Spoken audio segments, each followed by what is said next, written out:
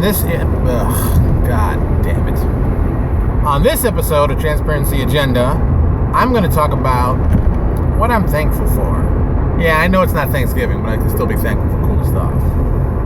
LPJ Design presents.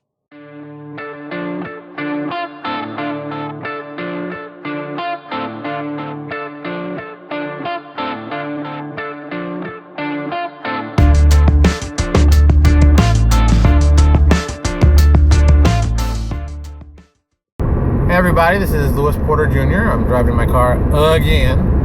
So I just left work and now I'm on my way to the comic book store to pick up some books because I want to get excited and be really, really excited.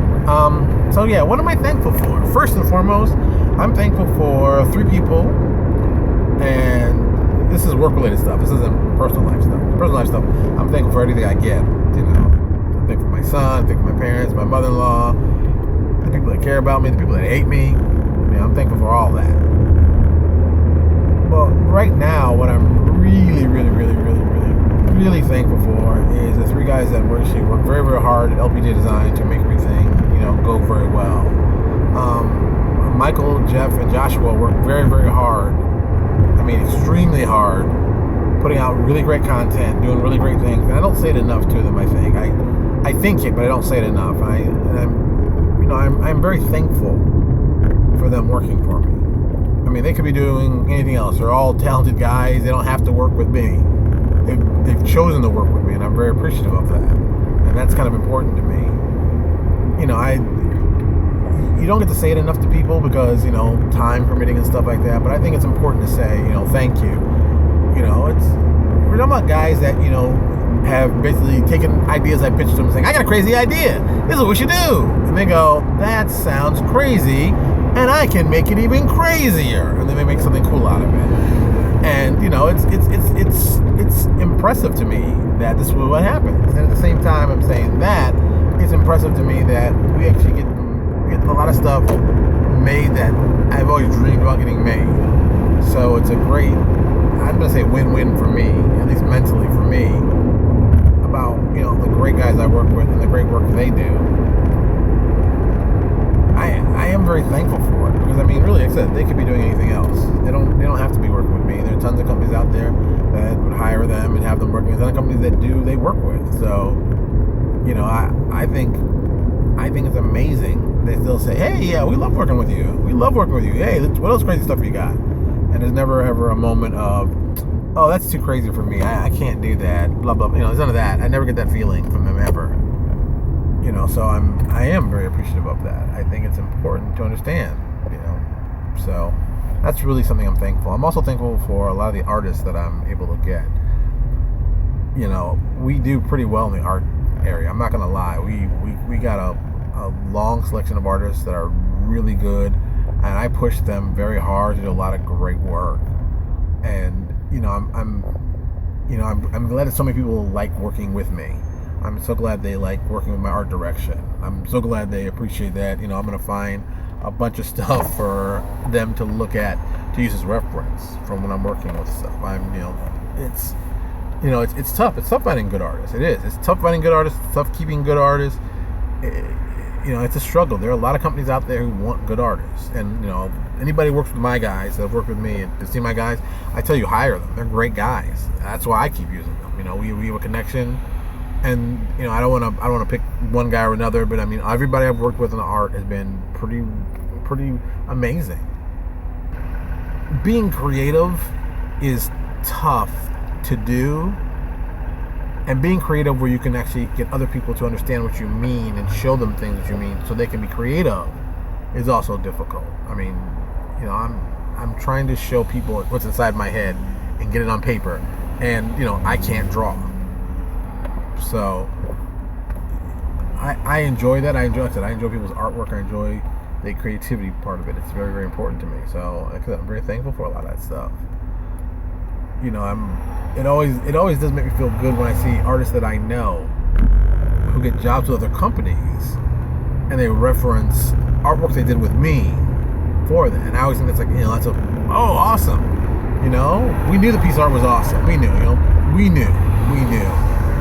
But it's even cooler when somebody else goes, wow, man, that piece of art is excellent. I gotta get that guy working for me.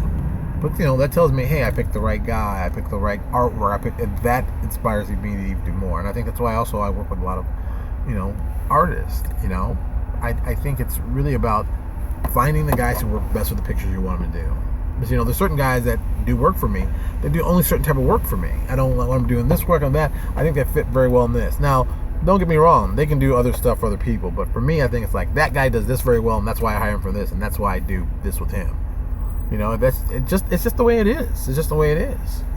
There's I don't want to turn into a big glory fest, but it is. There's a lot of great stuff coming out, and a lot of creative people doing great stuff. Right now we're going through the crisis of the World Leader stuff, and we've gotten back a couple pieces. We're still missing. We've gotten actually 3 of the main pieces. We're missing one last main piece. The person who's working on that is also the same person who's going to be doing 3 covers. And when I told him, like, hey, I want you to do the covers, you were like, oh, very much. When I pitched the ideas of what the covers are going to look like, and I showed him samples of very much things I was looking for, he was like, oh, very cool. We could definitely do this. And then I said, well, I want you also to do one of the main bad guys for it. And he's like, oh, very cool.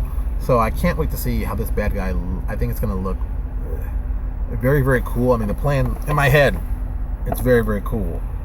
So I'm only hoping that when we get it on paper, it really makes that good transition from idea to execution. So I think it will be an excellent piece. That's what I'm thinking.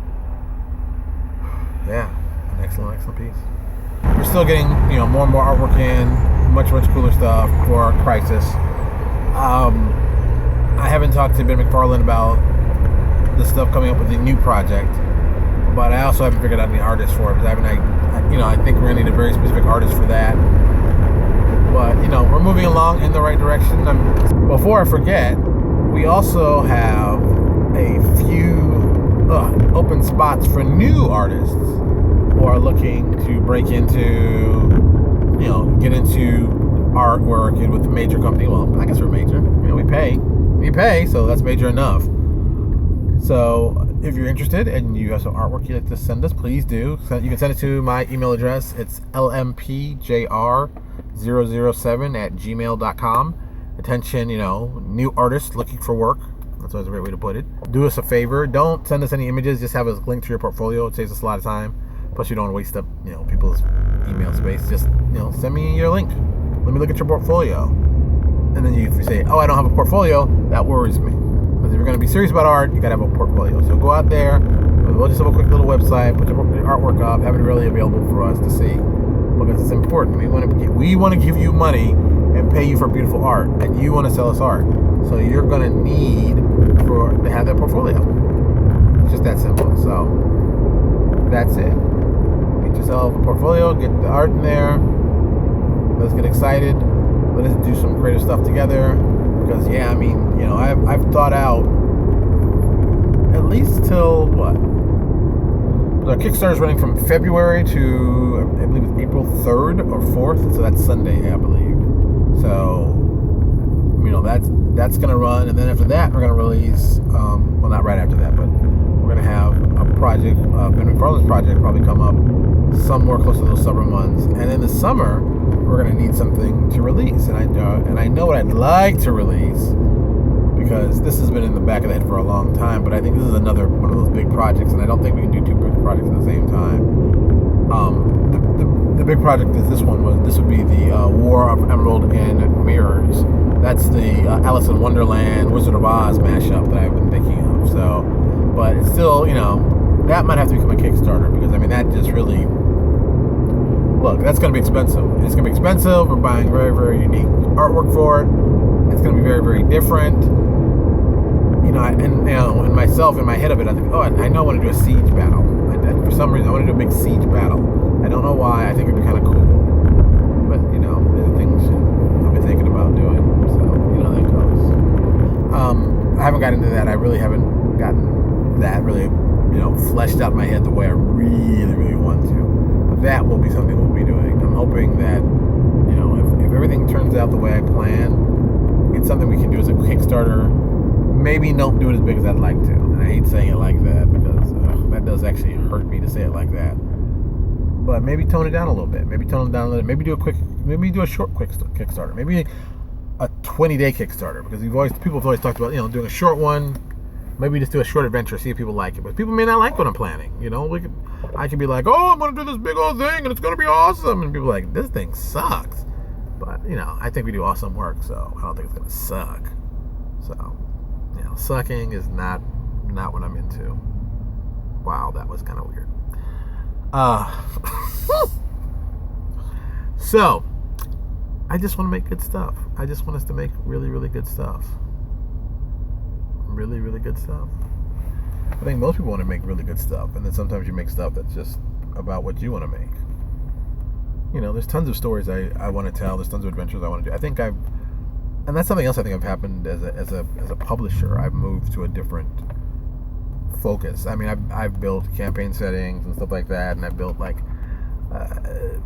for me, I don't understand why there's so many classes. People, to me, I think they just like making classes to do cool stuff. But if you make a character cool enough, you can do cool stuff. The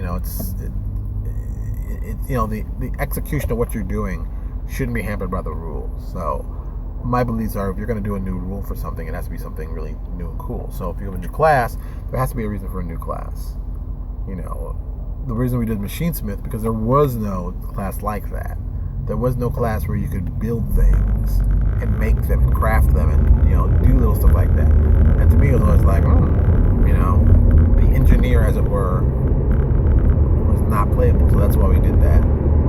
So, I think we did a good job. So that's why I never wanted to add on to doing more and more classes. But I think the class had to be very, very important, and it had to be different. I've always wanted to do a teleporter. I know a couple of people have tried to do a teleporter. That's why I never did it. It's like, this person's done one, this person's in the process of doing one. Stay away. You don't need to do that. People say, well, it's the same thing about the Machinesmith. I'm like, yeah, but I really had a burning passion for the Machinesmith, and we did something that I even today is a little radical, but we had the entire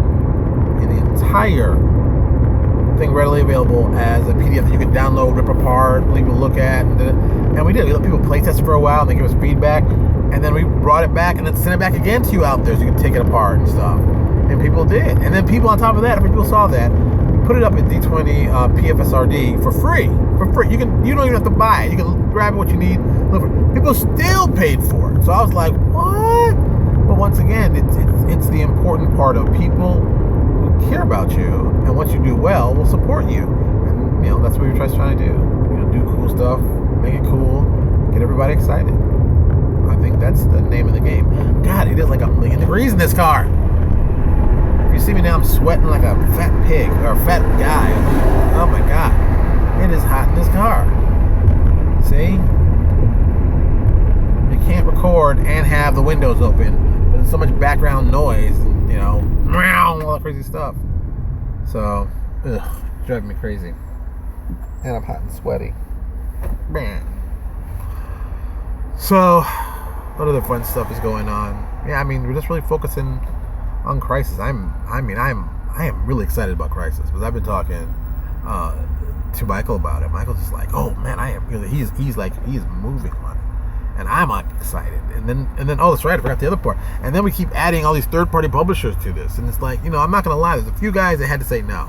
And I was like, come on! And they're like, no, I really can't. I'm like, come on, this would be perfect. This would fit perfectly. Nope, can't do it. And I'm just like, you drive me crazy. You know this would work well. They're like, look, we're busy. We don't have our campaign setting out. All kinds of stuff. And I'm just like, this sucks. I just think this is going to be such a cool setup with so many people working together on this. And I'm not going to lie, man. We're trying to get as many people involved so we can make this book huge. Because in my head, I'm not going to lie, in my head, I see it as a 300-page book. That's in my head, based on the page count, what I think. But really, I'd love to see if we could pull a 500-page book. If we could, look, if this Kickstarter took off and did amazingly well and was like super duper, and say let's go crazy. Let's say we're gonna get 100,000. Bam, at 100,000, yeah, we're gonna do a lot of cool stuff. But at 100,000, I'm definitely gonna go out and try to get myself Wayne Reynolds cover on that one. Because that's the point where you just go, dun, dun, dun. I want to do a cool Wayne Reynolds cover. I want to make it look awesome. I want people to go, oh my God, it's a Wayne Reynolds cover. What is this? I've never seen this before. That's why I would do something like that. And I'm not going to lie. That's the reason why. And, you know, it's one of those scenarios of, if we were moving that way, actually in the Kickstarter, I would then, you know, go in my own personal piggy bank, pull the money out that I need to give Wayne Reynolds a secured deposit to tell him that I am very serious about hiring him for this and getting him involved. So he goes, yes, I like you, Porter. You're my kind of guy. And I go, yes, you're my kind of guy too. Let's get that cover together. So we'd be doing that. So in addition on the covers that we already be paying for, I'd have a whole new cover for a whole new like a hard cover. Like our Prestige book, which I guess I call it Prestige. It's our full color hardcover book. Or Prestige book. That would be the one that would have Wayne Reynolds cover, and like the soft cover would have like the regular one. But you know, like I said, hey, I don't look. This thing can go a lot of different ways. I just gotta hope that it's gonna go, you know, our way. All right, I'm at the comic book store, and I'm hot. Ooh, still hot. And this video's running for a while. I mean, I'm gonna cut it, of course. There'll be some editing parts, so I don't know what the true length will be. So, but enjoy watching it and having fun. Once again, thank you for watching. It's so hot. It's so hot. Talk to y'all later.